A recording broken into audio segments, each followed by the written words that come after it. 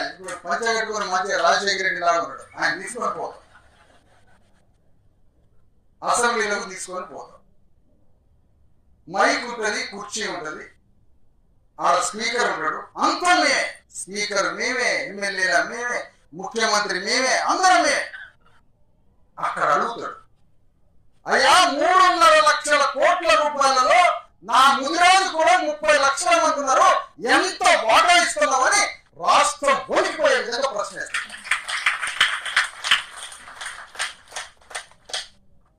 ఒక మాక్ అసెంబ్లీ, ఒక మాక్ అసెంబ్లీ.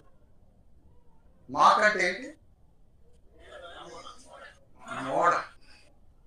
ఒక మాక్ అసెంబ్లీకి ఇస్తావా ఇవ్వవా? బొమ్మ అసెంబ్లీ అడుగుతున్నాం.